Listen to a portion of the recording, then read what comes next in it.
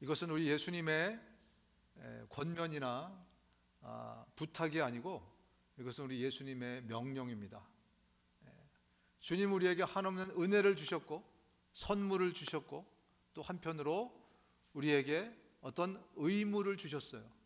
우리 그리스도인이라면, 하나님의 자녀라면 이렇게 살아야 한다라는 것, 이 삶을 주셨는데 이 삶에서 가장 중요한 그것을 The Great Commission이라는 이름으로, 지상 대명령이라는 이름으로 바로 오늘 우리가 지금 하가한 말씀을 저와 여러분 가운데 주셨습니다.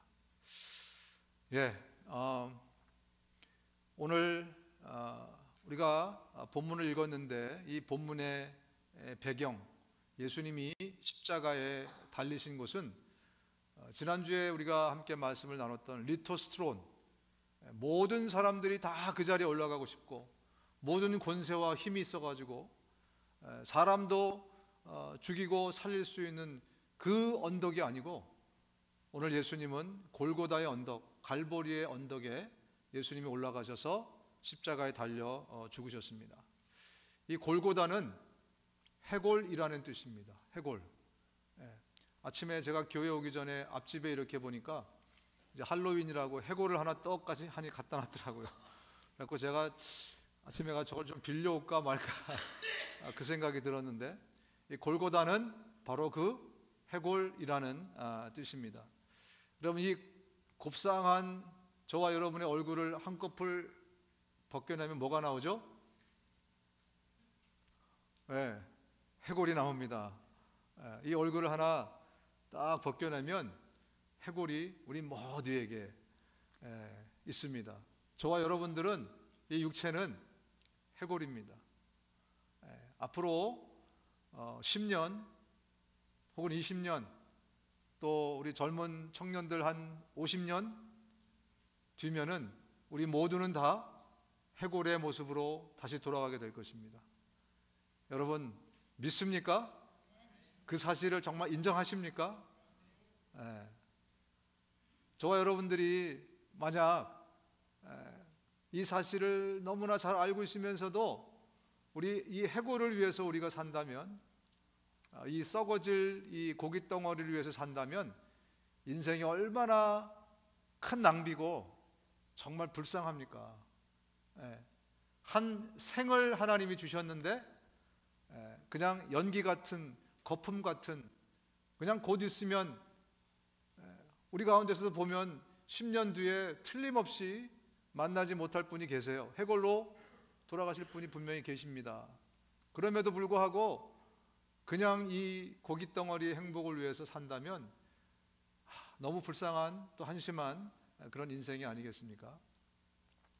여기다가 아무리 페인트를 칠하고 아무리 분을 칠하고 뭐 분장, 화장 다 해봤자 이거 아무것도 아니라는 것을 미리 깨달은 사람만, 제대로 깨달은 사람만 인생을 허비하지 않고 아름답고 귀하게 가꾸어 갈 수 있습니다. 여러분, 저와 여러분이 그런 사람이 됐으면 좋겠습니다.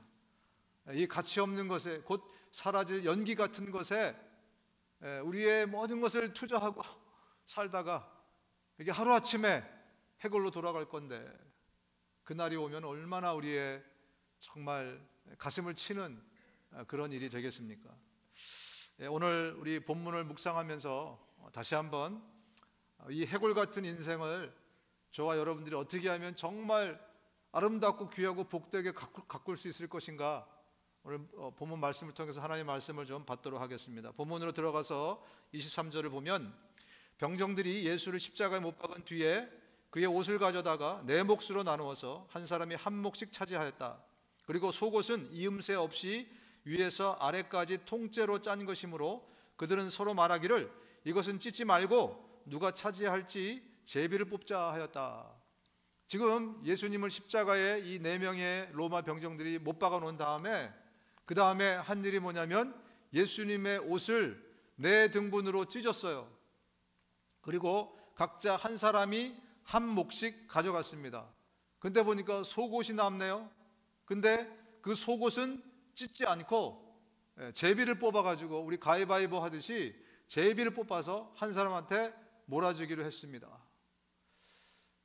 여러분, 사형수의 옷을 갖는다는 게 좀 꺼름직하지 않습니까? 우리 21세기에 사는 사람들, 사형당한 사람의 옷을 누가 준들 여러분 가지시겠어요? 그런데 이 로마 병정들은 왜 이런 일을 했을까? 먼저 2000년 전에는요, 직조 기술이 그렇게 발달하지 못했어요. 그래서 당시의 옷은 그냥 의식주 중에 하나, 필요한 생활 필수품이라기보다는 재산이었습니다. 이거는 보물 1호 중에 하나예요. 그래서 율법에도 보면 어떤 말씀이 있냐면, 가난한 사람의 옷을 저당 잡았을 때 밤이 되면 어떻게 하라고요? 밤이 오기 전에 그 옷을 그 사람에게 갖다 주라는 거예요. 그것을 율법으로 정할 정도로 옷은 굉장히 귀한 것이었습니다. 아무나 여러 벌의 옷을 갖고 있을 수가 없었어요. 그래서 이 사람들이 아마 열심히 수고한 대가로 그것을 자기들이 가지려고 가진 것이었습니다. 그런데 말입니다, 오늘 24절은 그것보다 더 근본적인 이유가 있었다, 그들이 그 옷을 가진 근본적인 이유가 있었다라면서 이렇게 말씀하고 있습니다.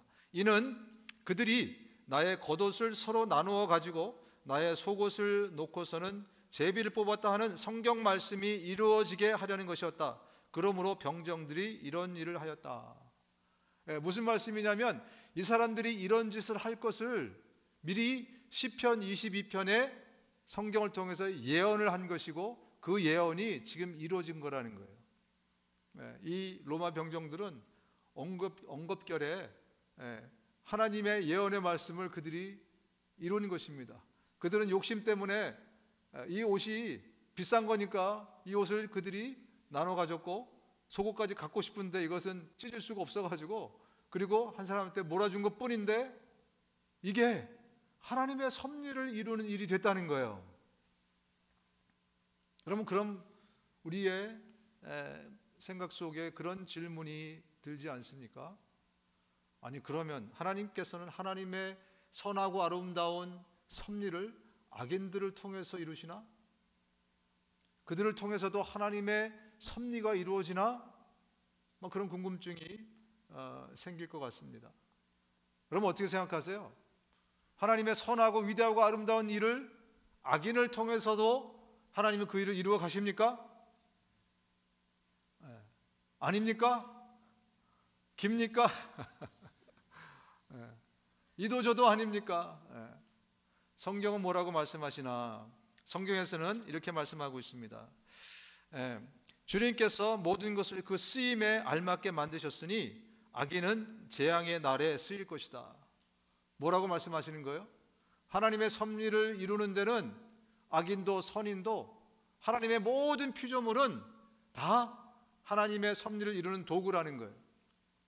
그래서 정말 중요한 게 뭐냐면요, 진짜 궁금해야 될 게 뭐냐면, 나는 지금 하나님의 선한 도구로 쓰임을 받고 있느냐, 악한 도구로 쓰임 받고 있느냐, 이게 사실은 더 중요한 질문이에요. 하나님께서는 모든 것을 하나님의 섭리의 도구로 쓰는데 내가 혹시라도 악한 도구로 쓰임 받으면 어떻게 하겠습니까? 그죠? 하나님의 선한 도구로 내가 쓰임 받아야 되지 않겠습니까? 그게 더 중요한 퀘스천입니다. 왜냐하면 세상에서 말하는 악과 성경에서 말하는 악이 약간 달라요. 세상에서 악이라고 하면 어떤 것을 얘기합니까? 저 사람은 악인이야 라고 했을 때, 악한 사람이라는 것은요, 품행이 방장하지 못해서 남을 괴롭히고 힘들게 하는 사람이 악인이에요. 그죠? 그게 사전적인 의미고 사회에서 이야기하는 악당, 악인입니다. 그런데 성경에서는 어떤 사람을 악인이라고 하는지 아세요? 성경에는 그 악을 라사라는 단어를 써요. 그 단어가 의미하는 게 뭐냐면, 하나님하고 상관없는 것, godless, 이게 악이에요. 왜? 우리가 선을 생각하면 착하고 내 것을 희생하고 이걸 생각하잖아요. 그죠? 악 그러면 남을 괴롭히고 힘들게 하고 그런 걸 이야기하잖아요, 일반적으로. 그런데 성경에서는 뭐가 악이라고요? 악은 하나님하고 상관없이 어떤 일을 하는 게 악이라고 말씀하는 거예요. 하나님의 뜻대로 하지 않으면 이것은 악이에요. 내가 뭐 아무리 착하고 아무리 선한 일을 해도요, 하나님의 뜻이 아니면 그거는 선이 아닙니다. 그게 성경에서 얘기하는 거예요. 왜냐하면 성경에서 말씀하시는 선악의 기준은 하나님 자신입니다. 누구라고요? 하나님 자신이 선과 악의 기준이에요. 우리 인간의 사회에서의 통념적으로 갖고 있는 선과 악의 기준은 maybe 윤리 도덕, 그죠? 또 어떤 법, 헌법이나 어떤 기준, 인간들이 협의해서 세운 어떤 기준, 이걸 어기면 저 사람은 악인이고, 그걸 지키면 선인이고, 그죠? 윤리 도덕적으로 착한 어떤 행위를 하면 그러면 선이잖아요, 그죠? 그런데 성경에서는 전혀 그런 개념이 아니에요. 하나님이 기준이 되셔서 하나님께서 말씀하신 것이 다 선이에요. 하나님의 뜻이 선입니다. 하나님의 마음이 선이에요. 하나님의 결정이 선입니다. 하나님의 행동이 선이에요. 무엇보다 성경에서 말씀하는 것은요, 하나님의 고로 하나님의 말씀이 기준이고 선의 기준이라고 말씀하고 있어요. 그래서 성경이 이렇게 말씀합니다. 먼저는 예수께서 그에게 말씀하셨다. 어찌하여 너는 나를 선하다고 하느냐? 하나님 한 분밖에는 선한 분이 없다. 하나님 한 분밖에는 선한 분이, 선의 기준이 없다라고 말씀하고 있어요. 그래서 그분의 생각, 그분의 계획, 그분의 결정, 그분의 모든 것, 특별히 그분의 말씀이 선하다라고 말씀하고 있습니다. 그러므로 율법은 거룩하며 계명도 거룩하고 의롭고 선한 것입니다. 율법과 계명, 즉 하나님의 말씀은 선한 것이고 의로운 것이라고 말씀하고 있어요. 그래서 우리의 선과 악의 판단의 기준은 이제부터 무엇이 되어야 됩니까?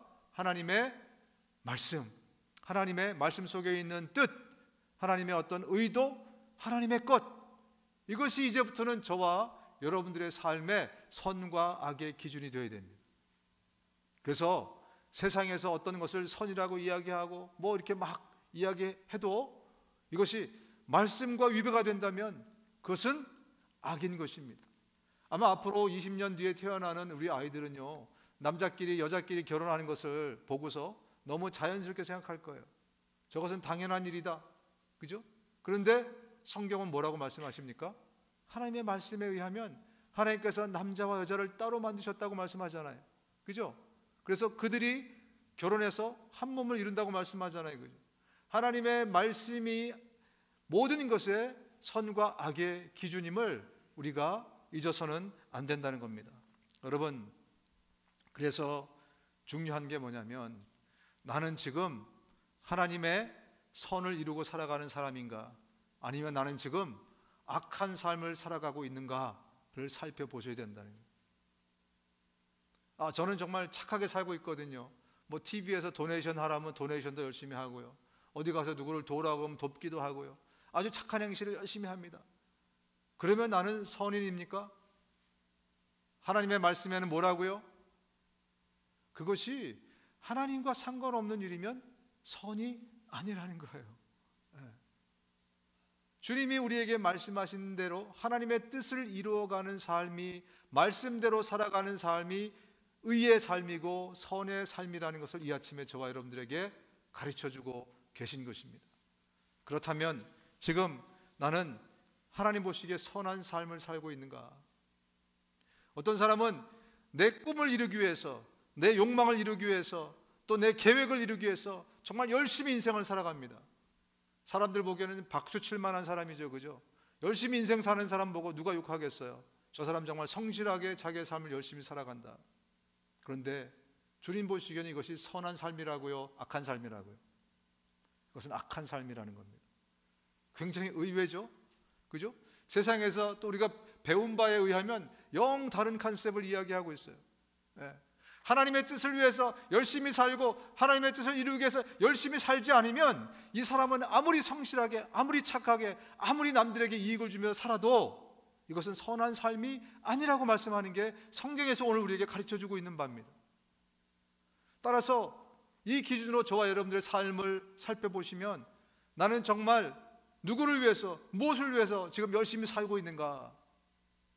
나는 정말 하나님의 눈에 보시기에 선한 삶을 살고 있는가? 아니면 나는 열심히 사는 것 같은데 나는 결국 악한 삶을 살고 있는가? 여러분, 바울 되기 전에 사울의 삶에 있었을 때 그는요, 그야말로 열심히 살았어요. 누가 봐도 저 사람처럼 정말 율법을 잘 지키고 그 사회에서 정말 성실하게 근면하게 공부도 열심히 하고 맡겨진 일을 최선을 다하고 모든 사람이 되고 싶은 그런 워너비, 그런 삶이었지 않습니까? 그런데 예수님이 뜩 다메섹에 나타나셔갖고 뭐라 그럽니까? 너는 악한 삶을 살고 있다는 거잖아요. 너는 왜 이렇게 악한 삶을 살고 있고 나를 힘들게 하고 있고 나를 핍박하느냐? 주님의 뜻을 이루려는 삶이 아니면, 주님의 말씀대로 사는 삶이 아니고 내 마음대로 사는 삶이면 주님은 너는 지금 악한 삶을 살고 있다고 우리에게 말씀하고 있는 겁니다. 자연인 있잖아요. 자연인. 저 산속에 있는 거 말고 그냥 자연인들, 일반 사람들은요, 내가 마음에 그냥 생각되는 대로, 마음 먹은 대로 그냥 자연스럽게 내 욕구대로 사는 것, 그걸 하고 싶어가지고 사람들은요, 그걸 죄라고 생각하지 않기 때문에 그렇게 살고 싶어서 돈 버는 거예요. 그렇게 살고 싶어서 권력을 잡기 원하는 거예요. 그래야 내 마음대로 살지. 그렇죠? 이 세상의 시스템은 그렇잖아요. 그죠? 돈도 있고 힘도 있고 그러면 내가 원하는 내 욕구를 마음껏 표출하면서 살 수 있어요. 근데 하나님은 그것을 악이라고 규정하십니다. 그것은 죄라고 말씀하세요. 왜? Godless. 하나님이 거기에 없기 때문에, 하나님의 뜻을 이루는 삶이 아니기 때문에 그는 사람들이 아무리 착하다고 박수쳐줘도 그것은 하나님 보시기에 악한 삶이라는 거예요. 여러분은 여러분의 뜻을, 또 여러분의 생각을, 또 여러분의 마음을 그것을 위해서 살아가고 있습니까? 아니면 하나님의 말씀을 붙들고 하나님을 위해서, 하나님의 뜻을 이루기 위해서 살아가고 있습니까? 이것이 나의 삶을 선한 삶과 악한 삶으로 가리게 될 것입니다. 우리는 한때 이 비전이라는 단어의 의미를 제대로 잘 깨닫지 못했어요. 그래서 이것을 깨닫는데 수십 년 걸렸습니다. 한 수년 걸린 것 같아요. 그 잠언 29장에 묵시가 없는 백성은 방자에 행한다, 이 말씀을 잘못 우리가 해석했어요. 그래가지고 모든 사람들이 전부 다 비전을 좀 찾기 위해서 얼마나 애썼는지 몰라요. 서점에 가면요, 당시에 하여튼 비전이라는 제목 가지고 엄청난 책이 많이 발간이 됐습니다. 비전이 있는 인생, 비전을 찾아서 비전으로 가슴을 뛰게 하라. 저쪽 서재만 해도 비전의 크기가 사람의 크기를 결정한다, 이래가지고 비전 그냥 얼마나 많은 사람들이 그 비전을 찾으려고 애썼으면 그런 제목으로 책을 쓸 때마다 다 베스트셀러가 되는 거예요. 기억나시죠, 여러분? 저도 한때 비전을 찾으려고, 우리 청년들한테 비전 찾아주려고요, 막 매년 연말에 금요일 날 애들 데리고 산에 올라가가지고 막 새벽 4시까지 기도했어요. 막 안 재우고, 너 젊은데 비전을 찾아야 돼, 너 비전은 뭐냐 막 묻고 막 기도하고, 내려오면서 너 비전을 찾았냐 그랬더니 아니요 그러더라고요. 그래서 내년에 또 올라갔어요. 내년에 이번에는 꼭 비전을 찾자, 올라가서 막 기도하고 막, 근데 또 내려오면서 비전을 찾았냐 할 때 또 아니요 그러는 거예요.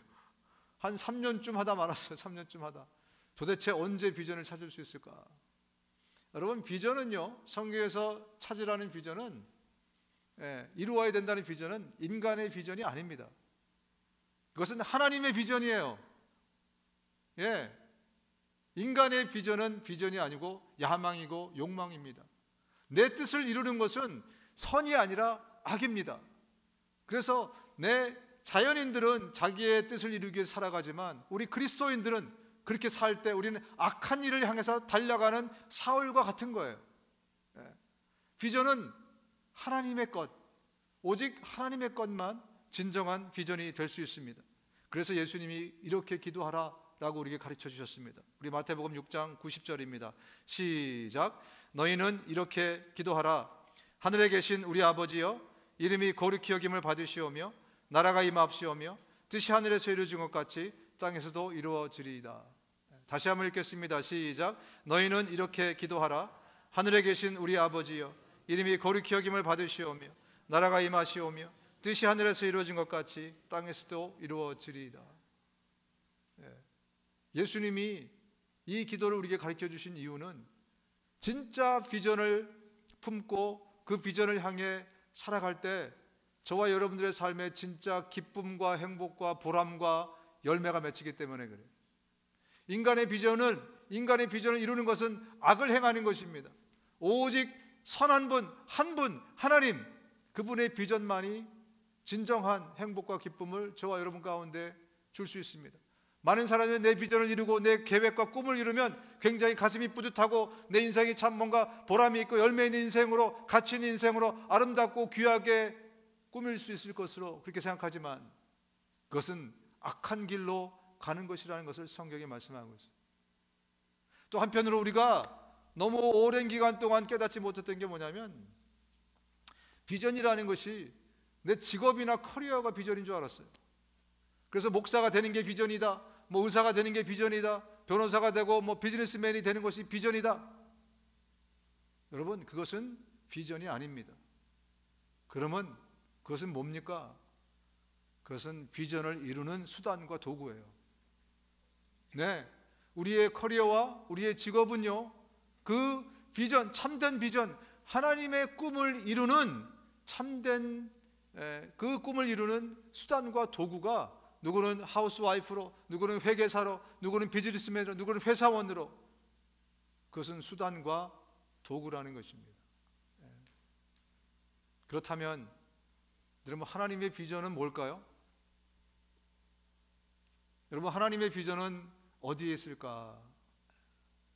주님의 비전을 우리에게 명확하게 가르쳐주는 성경이 있습니다. 이것이 하나님의 꿈이고 하나님의 플랜이고 하나님의 비전이기 때문에 저와 여러분들에게 The Great Commission으로 주신 말씀입니다. 우리 아까 하가한 말씀을 다시 한번 우리가 읽겠습니다. 마태복음 28장 19, 20절입니다. 시작. 그러므로 너희는 가서 모든 민족을 제자로 삼아서 아버지와 아들과 성령의 이름으로 침례를 주고 내가 너희에게 명령한 모든 것을 그들에게 가르쳐 지키게 하여라. 여러분, 왜 우리에게 이렇게 지상 대명령으로 주셨겠습니까? 그냥 권면한 것도 아니고 그냥 어드바이스를 한 것이 아니고 이것을 반드시 너희가 이루고 지켜야 된다라고 지상 대명령으로 주신 이유는 이것이 바로 하나님의 비전, 하나님의 플랜, 하나님의 선하신 계획이기 때문에 그래요. 그래서 저와 여러분들이 이 비전을 위해서 살아갈 때만 우리의 인생이 정말 아름답고 귀하게 가꾸어져 갈 수 있습니다. 네, 이것을 간단하게 말씀드리자면 먼저는 영혼 구원입니다.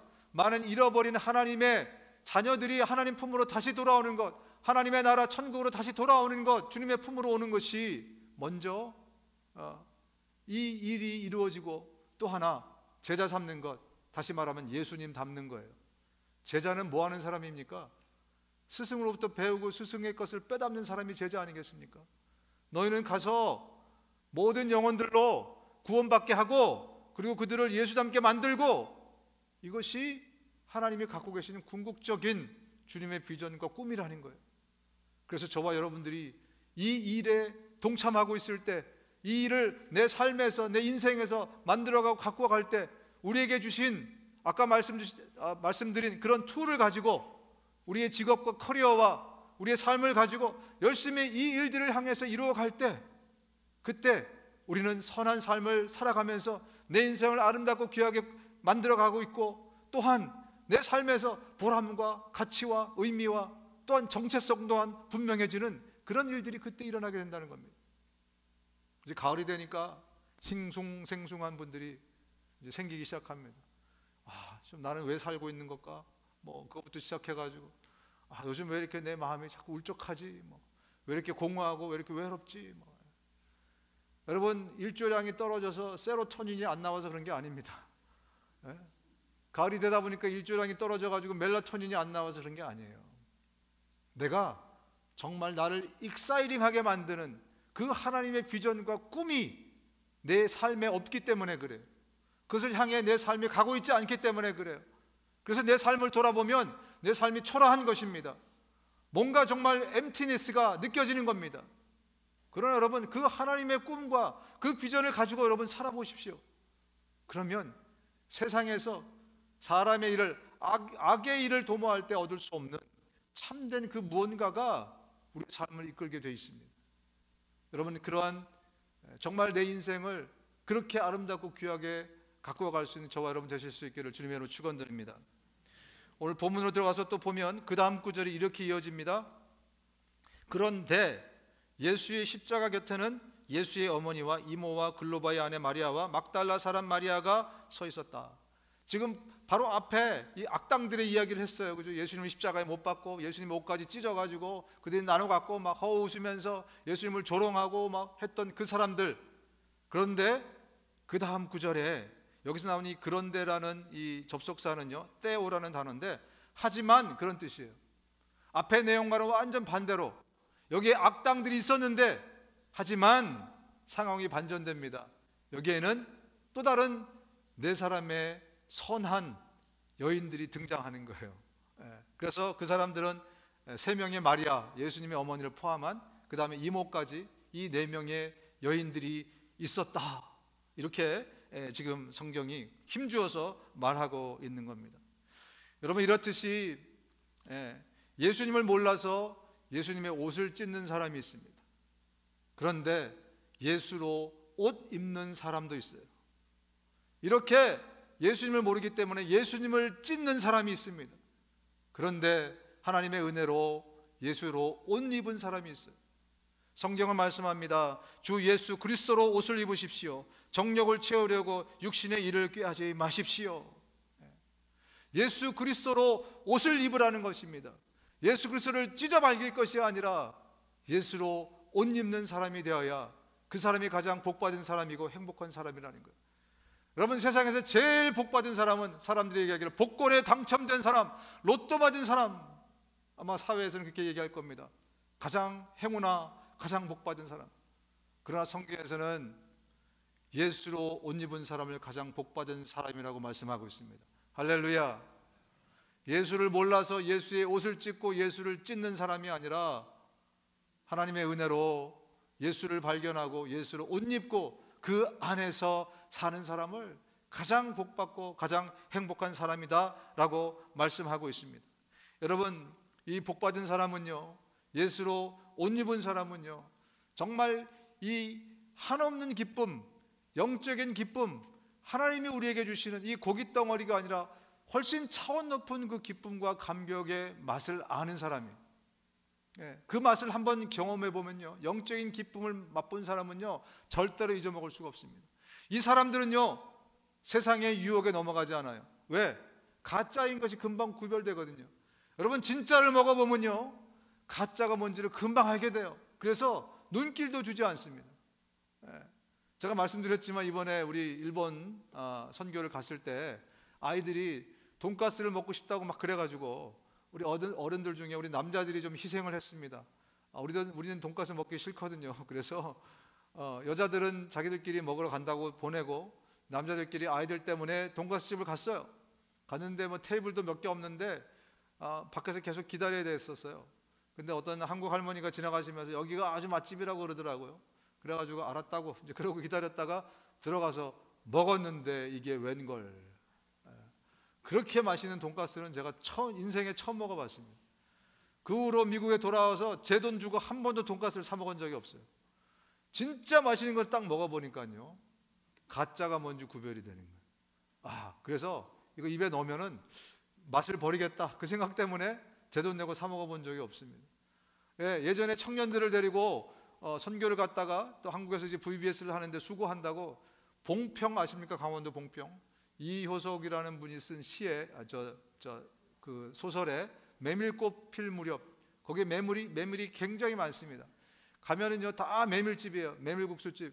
딱 들어갔더니 특이한 게 뭐냐면 진짜 메밀, 섞은 메밀 두 개가 있더라고. 메뉴가 값이 달라요. 하나는 12,000원인가 11,000원이고 하나는 7,000원이에요. 그래서 7명이 갔는데 3명은 진짜를 시키고 4명은 가짜를 시켰습니다. 진짜와 가짜를 먹어보니까요 맛이 확실히 달라요. 그 다음부터 메밀을 먹으면 만족해 본 적이 별로 없습니다. 제가. 여러분, 영적인 기쁨을, 진짜의 참 기쁨을 우리가 맛보게 되면 가짜의 유혹에 넘어가지 않습니다. 쳐다도 보지 않게 돼요. 영적인 기쁨을 아는 사람들이 이 해고를 위한 기쁨, 이 고깃덩어리 위한 기쁨에 결코 넘어지지 않습니다. 어쩌면 우리가 자꾸 세상에 눈 돌리고 이 육체의 행복에 자꾸 관심을 기울이고 여기에 자꾸 넘어지는 것은 참 기쁨과 참 영적인 행복을 아직 덜 맛봤기 때문에 그래요. 저와 여러분들이 예수로 옷 입고 그 예수 안에 거하면서 살게 되면, 그러면 이 참 기쁨이 저와 여러분들에게 진짜와 가짜를 구별할 수 있는 그런 눈과 감각을 저와 여러분께 주실 것입니다. 여러분, 그래서 우리의 믿음의 선배들은요, 이 영적인 참 기쁨을 다 경험해 봤기 때문에 세상의 화려한, 또 세상의 즐거운 그 금방 없어질 연기 같은 그냥 안개 같은 거기에 속지 않았어요. 그래서 히브리서 11장을 보면 그런 영적인 참맛을 본 사람들의 이야기가 쭉 나와 있어요. 그 중에 하나, 모세의 이야기를 이렇게 쓰고 있습니다. 믿음으로 모세는 어린이 되었을 때 바로 왕의 공주의 아들이라 불리기를 거절하였습니다. 오히려 그는 잠시 죄의 향락을 누리는 것보다 하나님의 백성과 함께 학대받는 길을 택하였습니다. 모세는 그리스도를 위하여 받는 모욕을 이집트의 재물보다 더 값진 것으로 여겼습니다. 그는 장차 받을 상을 내다보고 있었던 것입니다. 모세는 충분히 이 해골을 위해서, 이 고깃덩어리를 위해서 누릴 것을 누리고 먹을 것을 먹고 편한 잠자리에 편한 호화스러운 그런 생활을 할 수 있었는데, 그는 진짜 영적인 맛이 무엇인지를 아는 사람이기 때문에 여기에 넘어가지 않았다는 거예요. 오히려 광야를 택합니다. 광야로 가서 오히려 고난받고 고생하는, 얼마나 이 육체가 고생받겠습니까? 그것을 그는 택했다라고 말씀하고 있습니다. 여러분, 이 구약의 인물들뿐만 아니라 신약에서도 많은 사람들이 이 참 기쁨 때문에 일부러 고생하고 일부러 헌신하고 정말 했던 사람들이 있습니다. 바울이 이렇게 얘기합니다. 나는 이제 여러분을 위하여 고난받는 것을 기쁘게 여기고 그리스도의 남은 고난을 그의 몸 곧 교회를 위하여 내 육신으로 채워가고 있습니다. 오히려 더 적극적으로 예수님의 고난 가운데 내가 더 동참해서, 그래서 감사로 기쁨으로 그 고난을 내가 받습니다 라고 이야기를 하고 있습니다. 여러분, 아직 예수의 옷을 입지 못한 분이 계십니까? 예수의 옷을 입는다는 것은 예수를 믿는다는 것입니다. 성경이 이렇게 말씀하고 있어요. 영접하는 자, 곧 그 이름을 믿는 자에게는 하나님의 자녀가 되는 권세를 주셨다. 영접하는 거하고 믿는 거하고 같은 의미라고 얘기하고 있어요. 우리가 설교 끝나면 예수님을 영접하는 기도를 하지 않습니까? 혹시 여러분 가운데 아직도 예수님을 내가 믿지 못하는, 아직 영접하지 않은 분들이 계시다면 그 영접 기도를 통해서 예수님을 여러분의 마음에 영접하는 것이 예수를 믿는 것입니다. 또 다른 표현으로는 예수로 옷 입는 것입니다. 그리고 그 다음에 중요한 것은 뭐냐면 그 옷 안에 계속해서 거하는 것입니다. 많은 사람들이 그 옷을 입었음에도 불구하고 자꾸 세상으로 뛰쳐나가요. 이 옷 안에 거하지 않고 자꾸 세상으로 뛰쳐나가는 이유, 가장 큰 이유가 뭐라고요? 참된 기쁨을 아직 덜 맛봤기 때문에 그래요. 진짜 이것이 나를 살리는 것이고, 진짜 이것이 나에게 참 행복을 주는 것이고, 진짜 이것이 나에게 남는 것이라는 것을 아직 깊이 경험하지 못하면 자꾸 옷 밖으로 뛰쳐나가요. 그래서 세상의 유혹에 넘어지게 되는 것입니다. 여러분, 그렇습니다. 내 인생을 정말 아름답게 가꾸는 두 번째 주님이 주시는 말씀은 예수 안에 거하라는 겁니다. 먼저 예수로 옷 입고 그 안에 거하는, 그래서 그 안에서 정말 주의 말씀과 정말 주의 주시는 은혜와 그 길을 따라서 하나님의 뜻을 계속 이루어가는 그 삶, 그것이 우리의 삶을 아름답고 귀하게 만들 것이라고 말씀하고 있습니다. 또 한 가지, 오늘 본문에 또 하나 주목할 단어가 있습니다. 다시 25절을 읽으면, 그런데 예수의 십자가 곁에는 이라는 단어입니다. 예수의 십자가 곁에 누가 있었다고요? 4명의 여인이 있었다, 이렇게 말씀하고 있습니다. 이 곁에라는 단어는 파라라는 단어인데 standing by the cross of Jesus 이렇게 해석할 수 있어요. 예수님의 십자가 바로 곁에 그들이 서 있었다는 거예요. 여러분, 원래 이 사람들 어디 있어야 되죠? 십자가를 구경하려면 어디 있어야 됩니까? 십자가 앞에 멀찍이 떨어져서 거기 있어야 마땅하지 않습니까? 그런데 지금 그들은 십자가 바로 옆에 딱 붙어서, 옆에 지금 두 강도의 십자가가 있을 거 아닙니까? 그죠? 그럼에도 불구하고 그들의 지금 모든 손해, 불이익, 모든 것을 감안하고 바로 십자가 곁에 서 있었다고 성경이 증언하고 있어요. 지금 그 곁에 섰다는 행위는요, 자기의 목숨까지도 내어놨다는 행위입니다.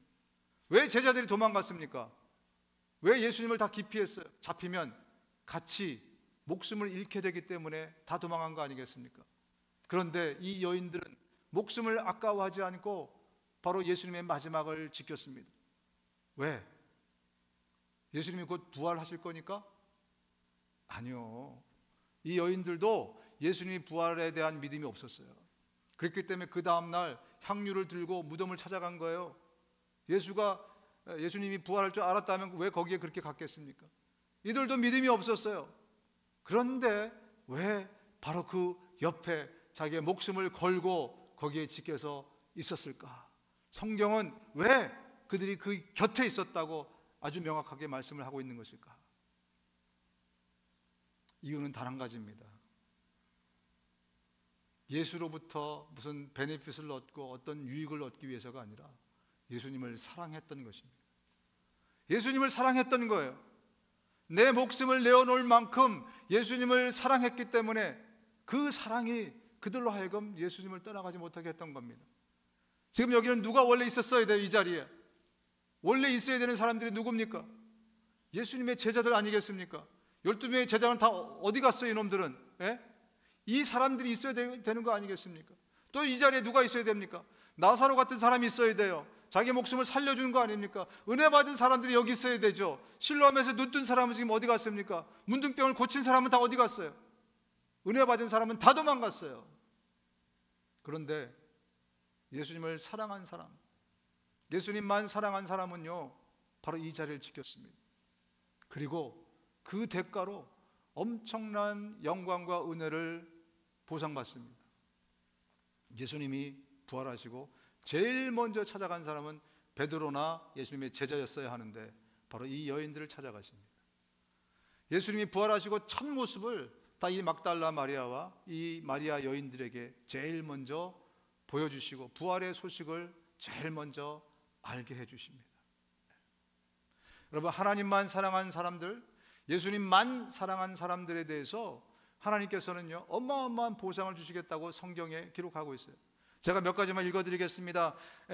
이 잠언 127장 2절에 보면 주님을 사랑한 자에게 잠을 주시겠다고 말씀합니다. 이 잠은 안식을 의미하는 겁니다. 로마서 8장 28절에 형통함을 주시겠다고 말씀합니다. 야고보서 1장 12절에 생명의 면류관을 주시겠다. 또 야고보서 2장 5절에는 하나님의 나라를 기업으로 주시겠다. 그리고 시편 145편에는 항상 보호해 주시겠다. 또 하나님의 특별한 사랑을 잠언 8장 17절에 주시겠다. 재물의 복도 주신다. 잠언 8장 21절입니다. 하나님의 거처를 함께 하신다. 요한복음 14장 23절입니다. 그리고 천대에 이르기까지 복을 주신다. 신명기 5장 10절입니다. 예수님만, 하나님만 사랑했던 바로 그 사람들에게 하나님께서 약속하신 보상입니다. 여러분, 하나님도 예수님도 사랑하는 것은 누구나 할 수 있어요. 그러나 예수님만, 하나님만 사랑하는 것은 아무나 할 수 없습니다. 그래서 예수님만, 하나님만 사랑하는 사람들에 대해서 하나님께서는 어마어마한 보상을 약속하시는 것입니다. 여러분, 당시에 이스라엘 백성들이 나라를 잃고 망해갈 때 그들이 망한 가장 큰 이유가 여러분 뭐라고 알고 계세요? 우상 숭배였어요. 그렇죠? 근데 문제는 그들이 우상 숭배인지 알고 우상 숭배를 했을까요? 모르고 했을까요? 알고 한 사람도 있었을 것이지만요, 대부분은 모르는 상태에서 했습니다. 왜냐하면 태어나 보니까 우상이라는 것이, 우상 숭배라는 것이 하나의 문화가 돼 있어요. 시장에서 파는 모든 고기들은요, 다 이미 신전에서 바쳐진 다음에 파는 거였어요. 그게 그냥 일상이었어요. 그러니까 우상의 재물을 먹는 거나 우상을 대하는 거, 모든 것이 그냥 자연스러운 일입니다. 요즘 아이들이 태어나가지고 동성애가 자연스러운 일이듯이 그렇게, 그런 가운데 그들이 살았어요. 여러분, 오늘날도 마찬가지입니다. 우리가 하나님도 사랑하고 우상도 사랑하는 그런 삶을 사는 것을 자연스럽게 생각하는 시대에 우리가 살고 있어요. 그래서 우리 삶에 지금 여러분 곁에 수많은 우상들을 갖고 들어왔는데, 드라빔이 여기도 있고 저기도 있고 다 갖고 들어왔는데 내가 그것이 우상인지 잘 몰라요. 깨닫지를 못해요. 여러분, 하나님보다 더 사랑하는 것이 우상입니다. 하나님보다 더 애정하는 것이 우상이에요. 그거 없으면 안 되는, 하나님 없이는 되는데 그거 없으면 안 되는 게 우상이에요. 하나님보다 더 많은 시간을 보내는 것이 우상이에요. 하나님보다 더 많은 돈을 거기 쓰는 게 우상이에요. 하나님보다 더 많은 시간을 쓰는 게 그게 우상이에요. 이렇게 따져보니 저와 여러분 가운데 우상이 얼마나 많이 있습니까? 예. 요즘 어제 뉴스를 보니까 덴마크에서는 15살 밑에는요, 이 SNS를 못하게 이제 법으로 제정한다고 합니다. 총리가 나와서 그걸 발표하더라고요. 예. 애들이 전화기로 뭐 이런 걸로 SNS 때문에 완전히 지금 머리가 뭐 어떻게 됐나 봐요. 나라에서 아예 법적으로 그걸 금한다고 해요. 예. 우리 삶에서도 보면 전화기 없이 못 사는 사람 얼마나 많이 있는지 모릅니다. 아침에 일어나서부터 저녁 때까지 이거 없으면 안 되는, 그죠? 드라마에 빠져서 정말 사는 분들이 얼마나 많은지 몰라요. 어떤 사람에 빠져서, 돈 버는 것에 빠져서, 어떤 취미에 빠져서 주님보다 더 많은 시간과 에너지와 열정을 투자하고 있다면 그것이 바로 나의 우상이라는 거예요. 그것 때문에 나도 망하는 겁니다. 이스라엘 백성만 망하는 것이 아니고 저와 여러분도 망하게 될 것입니다. 여러분, 그래서 이 문제를 우리는 앞으로 더 심각하게 다룰 것입니다. 앞으로 더 심각하게 다뤄서 내 안에 정말 제거해야 될 우상이 없는가. 그래서 저와 여러분들이 정말 주님 앞에서 피어나게 살 수 있도록, 하나님만 사랑할 수 있도록.